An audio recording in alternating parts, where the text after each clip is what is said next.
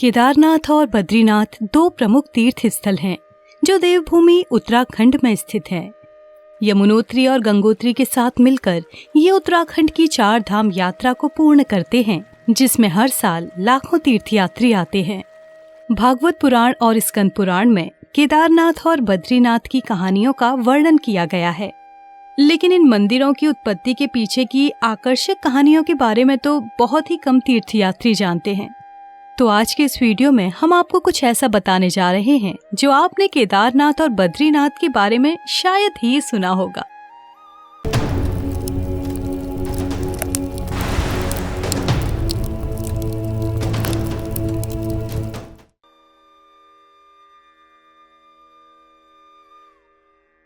हम सभी जानते हैं कि महाभारत के नायक पांडवों ने युद्ध में अपने चचेरे भाई कौरवों को परास्त कर उनका अंत कर डाला था, परंतु बाद में पांडव युद्ध के दौरान हुए गोत्र हत्या और ब्राह्मण हत्या के पापों का प्रायश्चित करना चाहते थे।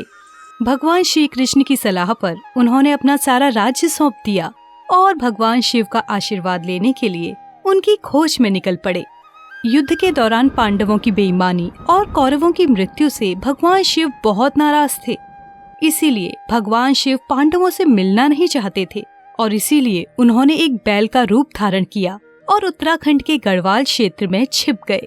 पांडवों ने सर्वप्रथम काशी का दौरा किया, लेकिन वहां पर भी वो भगवान शिव को नहीं पा सके, इसलिए अब वे गढ़वाल क्षेत्र की ओर चले गए।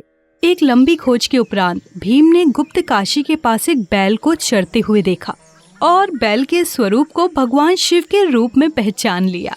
भीम ने बैल को उसकी पूंछ और उसके पिछले पैरों से पकड़ लिया, लेकिन बैल रूपी शिव गुप्त काशी के मैदान में ही कहीं गायब हो गए। बाद में वो 5 अलग अलग स्थानों पर शरीर के 5 अलग अलग हिस्सों में प्रकट हुए। पांडव शरीर के अंगों की खोज में आगे बढ़े और उन्हें वहां पर बैल के पीठ का त्रिकोणात्मक भाग दिखाई दिया। पांडवों ने द्रौपदी के साथ अपने पापों का प्रायश्चित करते हुए पीठ के उस भाग की पूजा की। बाद में ही इस पूजा स्थल को केदारनाथ के नाम से जाना जाने लगा। केदारनाथ भगवान शिव के 12 ज्योतिर्लिंगों में से एक है। पांडव और आगे शरीर के बाकी हिस्सों की तलाश में गए और उन्हें बैल की भुजाएं मिली। बाद में इस पूजा स्थल को तुंगनाथ के नाम से जाना जाने लगा। क्या आप जानते हैं कि भगवान श्री राम ने भी यहाँ रावण को मारने के अपराध से मुक्ति के लिए ध्यान किया था? ऐसी ही है इस जगह की किंवदंती। पांडव जानते थे कि वो सही रास्ते पर हैं और बैल के सिर को खोजने के लिए थोड़ा और आगे बढ़े।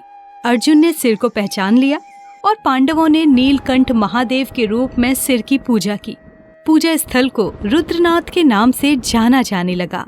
तीनों स्थानों को खोजने के उपरांत अब पांडव बैल के पेट की खोज के लिए आगे बढ़े।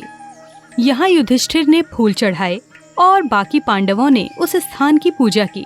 इस स्थान को बाद में मध्य महेश्वर के नाम से जाना जाने लगा। ये नाम मध्य महेश्वर भगवान शिव की नाभि की पूजा के स्थान का अनुवाद करता है। पांडव शिव स्तोत्र का जाप करते हुए आगे बढ़ रहे थे, तब उन्हें भगवान शिव के उलझे हुए बाल मिले। उन्होंने शिव स्तोत्र का जाप करते हुए उन उलझे हुए पवित्र बालों की पूजा की। इस पूजा स्थल को बाद में कल्पेश्वर के नाम से भी जाना जाने लगा। पांडवों ने इन सभी 5 स्थानों पर मंदिरों का निर्माण किया और भगवान शिव की पूजा की। इस प्रकार वे अपने पापों से मुक्त हो गए। उन स्थानों को अब पंच केदार के रूप में जाना जाने लगा है, जहाँ सभी तीर्थयात्री भगवान शिव की पूजा करते हैं। किंवदंती ये है कि पांडवों ने केदारनाथ के मंदिर का निर्माण किया था और वर्तमान मंदिर की स्थापना आदि शंकराचार्य ने की थी, जिन्होंने 8वीं शताब्दी ईस्वी में मंदिर की महिमा को बहाल किया था। केदारनाथ मंदिर का निर्माण करने के बाद पांडवों ने स्वर्ग की यात्रा शुरू की। स्वर्ग पहुंचने पर युधिष्ठिर ने पाया कि उनके भाई और पत्नी पंच केदार में अपने पापों का प्रायश्चित करने के बावजूद नरक में थे। युधिष्ठिर ने उनकी दया याचना की, लेकिन भगवान यम ने उन्हें बताया कि वे अपने समस्त पापों से मुक्त होने पर ही स्वर्ग में उनके साथ शामिल होंगे।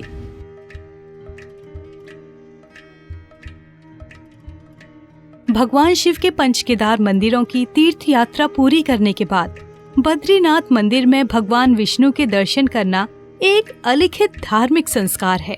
ऐसी किंवदंती है कि मुनि नारद एक बार भगवान विष्णु के दर्शन हेतु क्षीर सागर पधारे थे, जहां उन्होंने माता लक्ष्मी को उनके पैर दबाते हुए देखा और वो बद्रीनाथ पहुंचे, जहां वे लंबे समय तक पद्मासन की स्थिति में रहे। इस ध्यान साधना के दौरान श्री विष्णु को जटिल ठंड के मौसम का आभास भी न हुआ। तब विष्णु पत्नी लक्ष्मी ने बद्री वृक्ष के रूप में ठंड से भगवान विष्णु की रक्षा की। माँ लक्ष्मी की भक्ति से प्रसन्न होकर भगवान विष्णु ने उस स्थान का नाम बद्रिका आश्रम रखा। इसलिए देवी लक्ष्मी को बद्री विशाल अर्थात एक बड़ी बेर के रूप में और भगवान विष्णु को बद्री के बद्रीनाथ अर्थात पति के रूप में कहा जाता है। मंदिर में बद्रीनाथ के रूप में भगवान विष्णु को पद्मासन मुद्रा में बैठे हुए दर्शाया गया है। तो ऐसी थी केदारनाथ और बद्रीनाथ से जुड़ी खूबसूरत कहानियाँ। आशा है कि आपको चारधाम यात्रा के इन प्रसिद्ध मंदिरों से जुड़ी कहानियाँ अच्छी लगी होंगी। आपको अपने जीवन काल में कम से कम एक बार तो इन खूबसूरत मंदिरों के दर्शन अवश्य करने चाहिए। आपसे विनती है कि आप इस वीडियो को अपने दोस्तों और परिवार के साथ जरूर शेयर करें, खासकर उनके साथ जो अपनी चारधाम यात्रा की योजना बना रहे हैं। अब मिलते हैं अगले वीडियो में। जय श्री केदार, जय बद्री विशाल।